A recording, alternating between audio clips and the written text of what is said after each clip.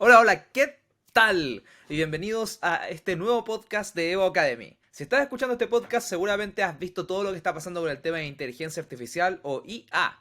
Herramientas como ChatGPT, Midjourney, DALL-E, entre otras han llenado las noticias y todo se siente que avanza muy rápido, ¿no? Es por eso que hemos creado este podcast, para que tú estés informado de lo que está pasando. Lo hemos titulado ¿Qué IA está pasando? Porque, perdonen el lenguaje, pero es una referencia a qué está pasando, porque la verdad es que todo es muy abrumador hoy día, cambia todo muy rápido y vamos a hablar hoy día de dos temas en particular. Vamos a hablar de lo que está pasando en la industria de la música, donde una canción generada con inteligencia artificial está causando controversia, y también lo que está pasando con las fuentes de entrenamiento de la inteligencia artificial, que es parte de lo que alimenta la magia que hoy día vemos en las plataformas que están haciendo noticias. Pero antes de ir a estos temas, permítanme presentarme. Mi nombre es Sebastián Cisterna y estoy finalizando mis estudios de MBA en la Universidad de Harvard en Estados Unidos. Tengo experiencia en temas de marketing digital en grandes empresas como CCU y Nestlé. También hoy día me acompañan Rodrigo Rojo, CEO de Mercat, quien ha desarrollado su carrera en startups en temas de growth, marketing y estrategia. Y además es profesor universitario en estos mismos temas. También me acompaña hoy día Nolan Gaete, Finance Business Partner en Valtech Diagnostics y que tiene experiencia en análisis de datos y gestión financiera. Los tres somos parte del equipo fundador de Evo Academy, empresa que busca crear contenido educacional en torno a herramientas digitales donde hacemos consultorías y cursos, además de crear el contenido que pueden encontrar en nuestro sitio web y redes sociales de Evo Academy. Sin más que presentar, vamos ahora a hablar de los temas y a ver qué IA está pasando. Rodrigo, ¿por qué no nos cuentas de qué es lo que está pasando, qué IA está pasando en la industria de la música? ¿Qué tal? Bueno, está bien interesante lo que está pasando en la industria de la música, porque esta última semana y media más o menos empezó todo como el caos con canciones que están generándose con inteligencia artificial, pero que además ocupan sintetizadores de inteligencia artificial para simular las voces de grandes artistas. Entonces está haciendo una batahola muy grande que obviamente está poniendo en jaque un poco todo el tema del copyright. ¿Cierto? Ahí la canción tipo, la primera que se popularizó, tal como se popularizó en su momento el Papa vestido de Valenciaga, ¿cierto? Con esa chaquetita inflada. En este caso, en la industria de la música, la primera fue compuesta por un tipo que nadie sabe quién es, que se llama Ghostwriter, y que publicó en TikTok inicialmente, y luego también en YouTube y en otras plataformas, una canción cantada entre comillas, ¿cierto? Por Drake y The Weeknd. ¿Ya? Que la canción se llamaba como Heart on My Sleeve, ¿cierto? Como corazón en mi manga. Y la verdad es que uno la escucha y sientes que estás escuchando a esos cantantes. Entonces eso es lo interesante. Una canción 100% nueva que no se había escuchado antes, que no es de ellos, ¿cierto? A menos que todo sea una gran farsa, ¿cierto? Para promocionar algo. Obviamente está generando muchas discusiones. De hecho, Universal, que es el sello discográfico de estos artistas, votó la canción de Spotify, la votó de Apple Music, la pidió votar de YouTube, pero sabemos que en YouTube siempre alguien lo guarda y lo vuelve a publicar, así que todavía la pueden encontrar en YouTube, solo que no de la fuente original. Así que está bien, bien complejo el escenario, plantea un debate nuevo en esta industria, o sea, un debate nuevo que tiene que ver con quién es el dueño de qué, ¿cierto? Y que hasta dónde puede generar cosas nuevas, ¿cierto? Pero está bien interesante. Oye, acá tengo una duda con respecto, tú dijiste que era 100% nueva, pero igual se basa en las pistas que tienen antes los artistas, ¿no? Se nota que es parte del estilo anterior, donde en el fondo es una copia de, no sé, el hit más famoso de estos artistas, o algo que tú sentís que como que no hayas escuchado antes. No, tomaron una base que no es de ellos, ¿cierto? Que no contó su proceso este artista, pero probablemente usó la base de un sintetizador o la compuso él, ¿cierto? Básicamente actuó como productor de esta canción, ¿cierto? De hecho, esta semana también sacó una nueva, ya que no me acuerdo el nombre en estos momentos, pero que es con Bad Bunny y Rihanna, ¿ya? Y que también uno la escucha y es escuchar a Bad Bunny y a Rihanna, probablemente ocupa alguna tecnología tipo Eleven Labs, ¿cierto? Para simular las voces, el tono de voz, la forma en que cantan, ¿cierto? Es todo muy, muy parecido al artista original. Y eso es lo curioso, porque al final de la pregunta que plantea, ¿cierto? Yo tuve la suerte de ir a la SCD acá en Santiago, la Sociedad de Derechos de Autor, y conversamos un rato de este tema, y el tema es como, ¿de quién es la voz? ¿Cierto? ¿La voz es lo que es patentado o es la obra? ¿Cierto? O es la canción con las letras y la composición, ¿cierto? Que son los créditos que aparecen en los discos. Pero ¿es la voz patentable? ¿cierto? Es la voz única. No sé si es como la huella digital, digamos, donde la huella digital uno presume que es única.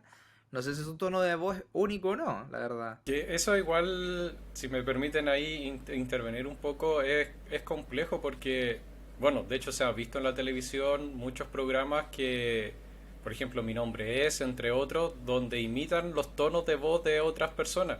Entonces, esas personas también estarían violando algún tipo de ley.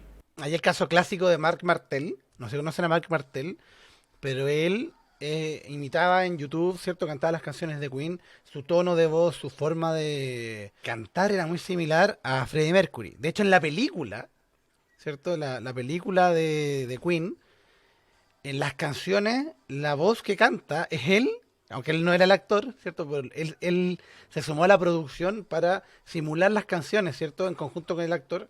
Entonces, para que se pareciera más todavía a la voz de Freddie Mercury. Ahora, obviamente, en ese caso, como en programas de imitación o cosas de ese estilo, la voz de la persona está cantando, haciendo un cover al final, ¿cierto? De una canción real.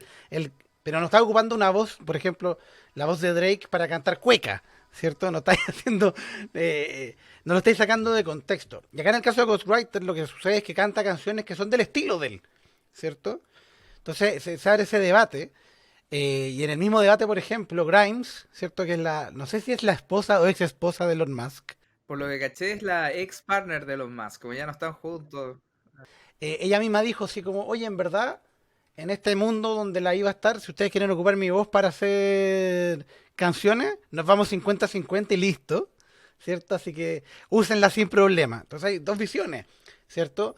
Y ahí uno podría pensar también y meter en el debate, que yo creo que es un debate que es sano tener, que es un momento en donde se tiene que empezar a legislar, porque lamentablemente nunca habíamos estado en un momento en que la tecnología está avanzando tan rápido como hoy, ¿cierto? Donde de verdad, si ya decíamos que antes las leyes y los legisladores se quedaban atrasados versus los temas, ahora en verdad están 10 años atrás, porque los cambios que esto propone son cambios a una velocidad que no, que es estúpida, Ahí ¿cierto? también nuestros congresistas están pensando qué ya está pasando, como que Claro. esto avanza más rápido de de lo que pueden actuar. Y ahí me acordé un poco de lo que tú decías de que en los artistas que mencionabas antes estaban bajo sellos discográficos, en particular mencionaste el caso de Universal. Grimes no está con sellos discográficos, entonces ella tiene más control sobre esto. Y los sellos discográficos, como que, al menos lo que vimos en esta reacción inicial, es que son mucho más reticentes al cambio. ¿Tú qué crees? ¿Hacia dónde crees que va a ir avanzando esto? ¿Como que eventualmente los sellos discográficos van a hacer algo como lo de Grimes y permitir que la gente cree? ¿O van a seguir bajando hasta cuando ya se den cuenta que no pueden seguir bajando más cosas? O sea, yo creo que algunos sellos, no voy a hablar por todos los sellos, probablemente otros digan, oh, esta es una oportunidad de juntar a Drake con The Weeknd y hacer un show en vivo y que canten esa canción, y tapita, ¿cierto? Y nos ganamos nosotros la ganancia y no Ghostwriter, ¿cierto?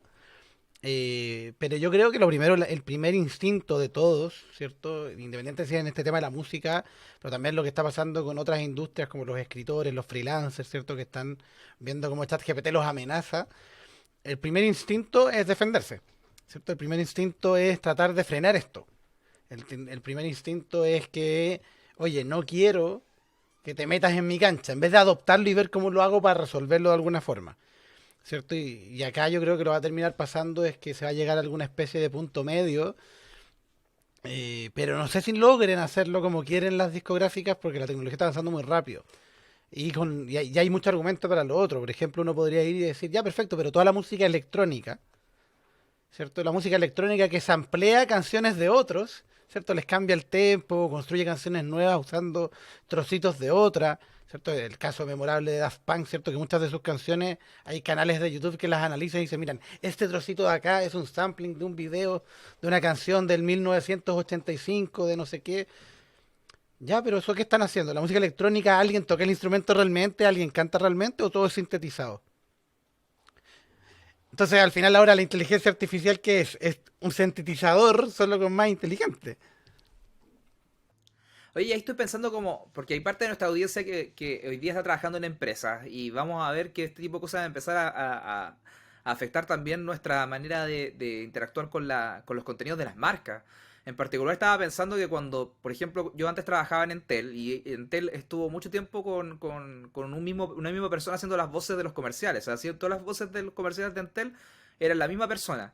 Ahora esa persona podría entrenar un robot con su propia voz y no tener que hacerme las voces, o yo necesariamente necesitaría pedirle información a él para poder hacer su voz, sino que tendría que pagarle un derecho para poder entrenar al robot o algo por el estilo. También estoy pensando en las voces de los personajes que de repente, no sé, por ejemplo, los Billy y Mike en Bill Pap, o incluso los jingles, los famosos jingles como, no sé, el de Quempiñas, na na na na na na na na. Oye, por favor, no me maten por mi estilo de acá de cantar. ¿Tú cómo crees que esto va a afectar el mundo de los negocios? Porque claro, está el tema de los artistas, pero igual en el fondo hay posibilidades de que esto afecte a las marcas, ¿no? O sea, probablemente, porque al final esto es una tecnología que habilita la creación. Ya hemos visto como muchos escritores están anunciando que, pucha, están perdiendo negocios de freelance donde ellos escribían artículos para sitios web por X cantidad de dólares mensuales y le escribían dos, tres artículos y ahora los están reemplazando por ChatGPT porque te cuesta $20 estar en el GPT-4, ¿cierto? Y el negocio, y pucha, si haces un buen prompt, entonces el artículo te queda bastante bien. Ahora, hay una diferencia, ¿cierto? Que uno puede entrar en el debate respecto a qué es arte, ¿cierto? Es lo que pone, lo que genera la máquina, tiene ese alma, ese cuento, ¿cierto? Eso que te mueve. Quizás no, pero quizás es suficientemente bueno para ciertas aplicaciones, ¿cierto? En el caso de la música, las canciones que hizo este tipo, por mucho que uno le puede gustar o no el estilo, están súper bien producidas, pero las produjo él, ¿cierto? Este ghostwriter que no sabemos quién es, las produjo.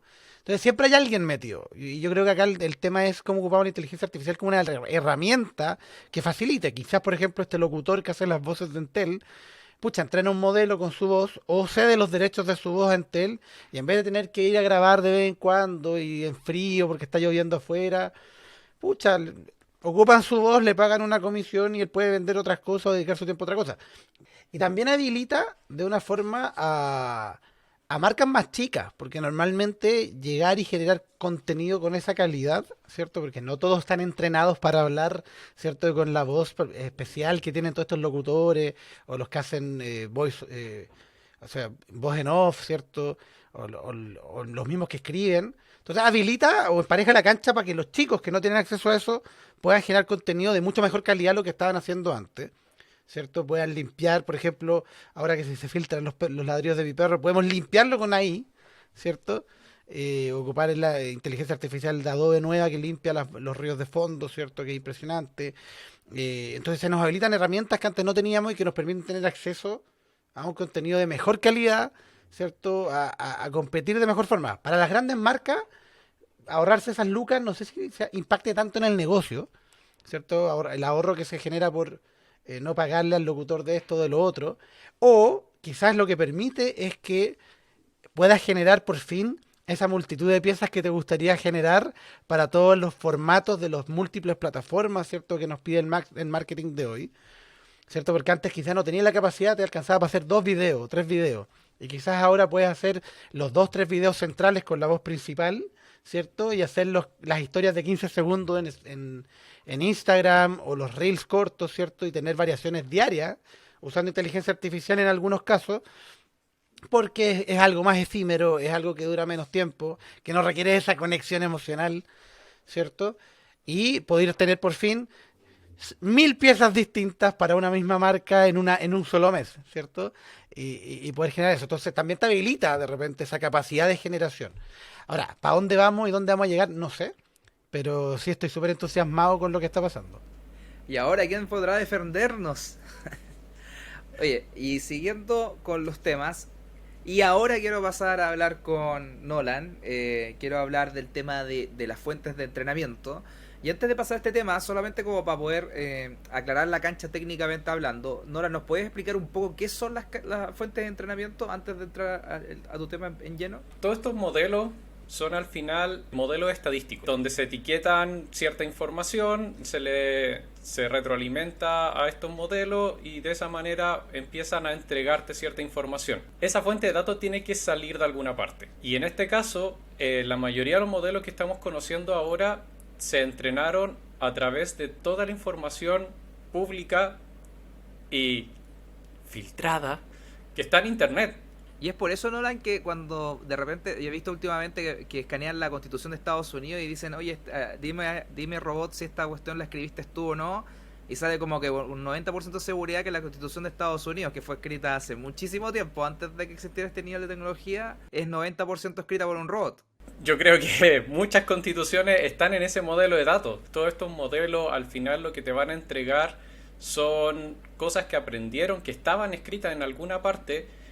Ciertamente, si tú les pasas ese set de información, te va a decir, sí, este set lo conozco y es posible que lo haya escrito yo mismo, porque pueden escribir algo así.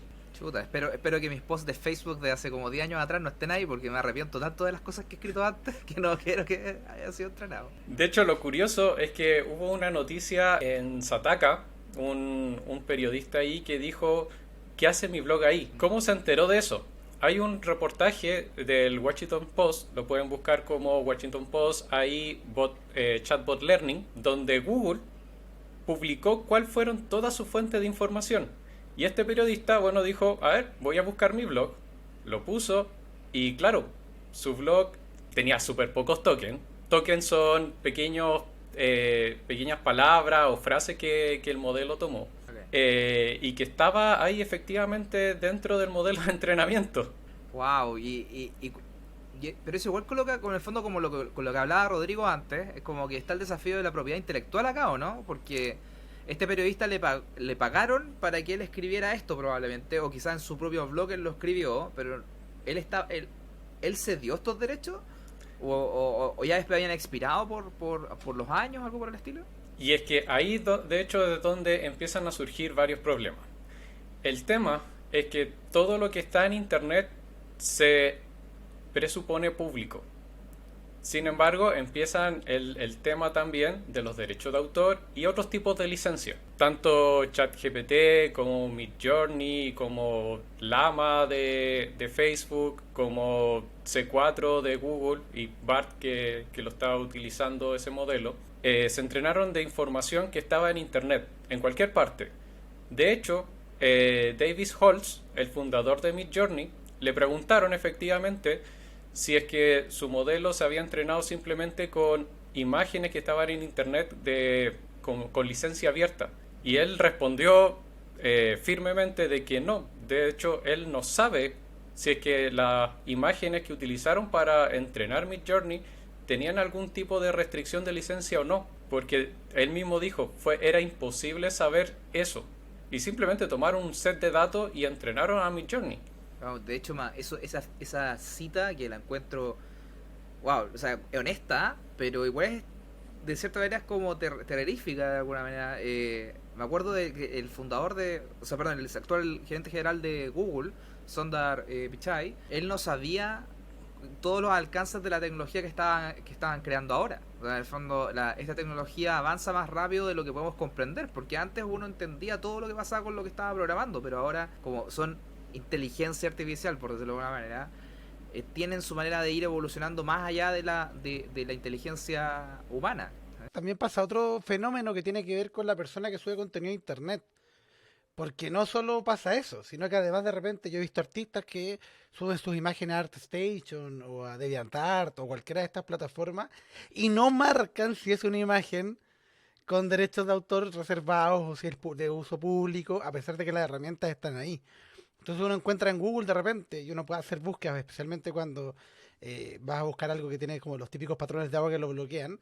De repente encuentras esa imagen que te dice, oye, esto es con derechos de uso, incluso tienes que comprarla, y otros que es la misma imagen y aparece que no, ¿cierto? Entonces al final, ¿cuál es la imagen original? Y hay mucho problema con los metadatos en las imágenes en internet, etcétera. Entonces además se complejiza aún más saber si incluso esa imagen realmente tenía derechos de autor o no.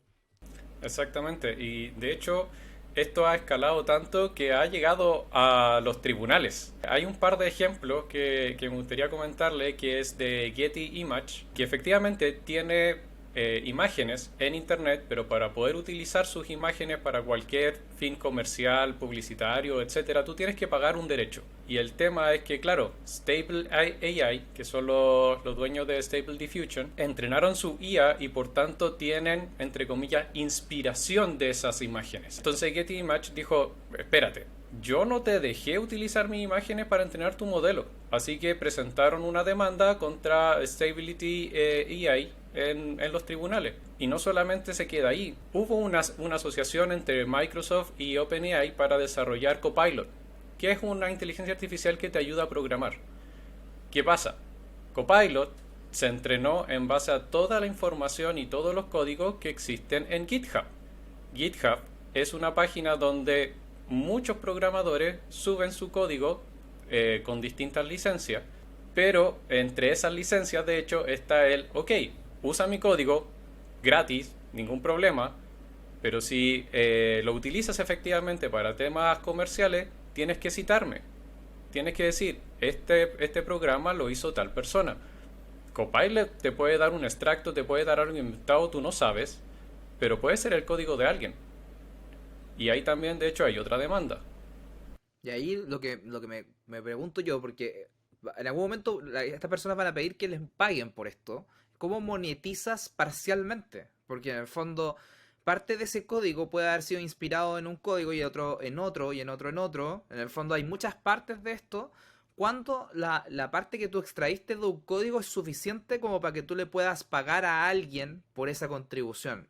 Yo me recuerdo mucho de que en el caso del tema del audio, en YouTube siempre hablan de como una regla como más o menos de como 3 segundos. O sea, colocáis más de 3 segundos una canción como que ya es parte de... Ya la canción es en realidad de otra persona. Ahí pasa con esa regla de los 3 segundos viene de otra regla que viene del copyright de la música, que es con la cantidad de compases iguales que tú estás tocando. Si son en la misma escala, si son la misma cantidad, etcétera. Entonces al final también uno tiene que definir esas reglas, pero el código creo que es súper complejo porque uno habla mundo, se puede escribir de 5 formas distintas para que te imprima la pantalla y es un código que alguien aprende a hacerlo. Pues. Entonces al final Copilot está interpretando lo que otra persona creó, pero ese código es copiable completo o es una extensión del código, como que hay que poner reglas respecto a eso. De hecho, nosotros estamos conversando esto aquí entre amigos, aquí para la audiencia y todo, y no sabemos cómo resolverlo. Sin embargo, ya en el Parlamento Europeo están teniendo exactamente la misma discusión. Reda, del Partido Pirata, presentó esta moción diciendo de que Copilot en verdad no está violando ninguna ley, ningún derecho, porque uno, el código está ahí, y dos, es imposible saber si es que fue una copia, una extracción o fue una inspiración. Si es una inspiración, la verdad que es difícil determinar de que está realmente violando algún tipo de derecho de autor. Ahora me siento más europeo y más congresista que antes. Así que solamente falta haber nacido en un país desarrollado como para sentirme más primermundista. Creo que los temas que hemos hablado hoy día son temas bien sensibles y bien relevantes para lo que viene en el futuro. Mucho de lo que hablamos hoy día tiene que ver con el tema de los derechos de autores, en cómo podemos controlar las creaciones. Es algo que vamos a tener que ir viendo en lo que viene en los siguientes meses. Invitamos a la audiencia que nos manden sus comentarios, cómo ustedes creen que va a evolucionar, o si han visto cosas en otras áreas, más allá de la música, por ejemplo, que hablamos harto hoy día, en cómo se han moderado estos temas de cómo controlar el tema de los derechos de autor. En particular, viniendo del mundo de marketing digital, me acuerdo mucho de una herramienta que se llama Search Console, que se ocupa como para ver dónde en las búsquedas de Google cuántas veces ha ido mostrando tu sitio. Entonces, de cierta manera, tú tienes control, o sea, no control, pero visibilidad de cuántas veces tu sitio ha sido una respuesta para alguien. Y hay maneras de decirle al robot de Google que no quieres que se indexe tu sitio a través de un archivo que se llama robots.txt. Y de cierta manera como que el creador del contenido tiene la facultad de alguna manera expresar que no quieren que su contenido se indexe. Yo creo que en alguna parte de lo que hablamos hoy día va a ir convergiendo a darle más control a la gente sobre sus datos y cómo van a alimentar la fuente de entrenamiento, pero es una cosa que se va a ir viendo en el futuro. Como siempre, cuidado con lo que publican porque pueden estar entrenando una IA. No les vaya a pasar lo de Samsung, que se filtró gracias a que usaron ChatGPT su código fuente. Así que todo lo que está en internet es público. Hay que buscar formas en que ocupamos esta herramienta y nos aseguramos que efectivamente tenemos el control y no estamos pasando la información. Cuando interactuamos con ChatGPT o con cualquiera de estas herramientas, esa información que nosotros le entregamos la ocupa después el de OpenAI o cualquiera de estos otros laboratorios que están trabajando con inteligencia artificial para reentrenar la siguiente versión. O sea, todas las interacciones que estamos teniendo hoy con GPT 3.5 o 4.0 son inputs, ¿cierto? Para el entrenamiento del 5.0, ¿cierto? Que sabemos que se viene. Ahí las mismas plataformas, OpenAI y demás, están generando formas de entrar, ¿cierto? Y de que esa información sea privada, pagando, ocupando a través de la API o a través de Playground o de otras partes donde ciertas partes de la información van quedando fuera. Entonces, obviamente, por muy poderosas que son estas herramientas, depende de nosotros, ¿cierto? Que tengamos el cuidado de compartir lo que es compartible y de lo que es privado lo hagamos a través de interfaces creadas internamente. Y ahí mi invitación a las empresas es que generen sus propios playground, ¿cierto? Si es que lo van a ocupar. Y ahí alojan la información localmente, ¿cierto? Trabajan con el poder de ChatGPT o cualquier otra herramienta, pero no le entregan esos inputs valiosos, ¿cierto? Que son propiedad privada de ustedes, porque si no, obviamente ahí estamos entregándole más caldo de cultivo, ¿cierto? A la inteligencia artificial y perdemos al final, de alguna forma perdemos la propiedad, ¿cierto? Porque la estamos copiando hacia otro lado. Entonces ahí mi invitación es eso, a tener cuidado, pero también la invitación a probar. Esta ola que se está viviendo ahora de la inteligencia artificial es una ola súper poderosa. O sea, yo siento que estamos viendo una revolución en estos momentos y que es deber de todos nosotros al menos cuestionarnos cómo esto nos puede ayudar en el día a día. Desde las cosas más básicas, obviamente hasta cosas mucho más elaboradas, pero un impacto va a tener.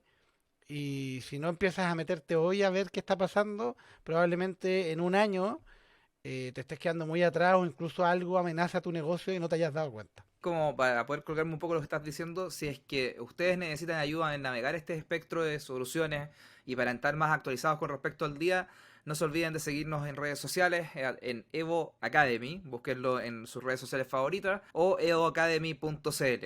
Ahí van a poder encontrar cursos y diferentes materiales que hemos publicado respecto a lo que está pasando con el mundo de las tecnologías actualmente. Ahora llegó la hora de decir adiós y espero que hayan entendido un poco más de qué IA está pasando. Así que quisiera agradecerles a Nolan y a Rodrigo por su participación en el podcast de hoy y nos vemos en un siguiente capítulo de qué IA está pasando de Evo Academy. Hasta la próxima.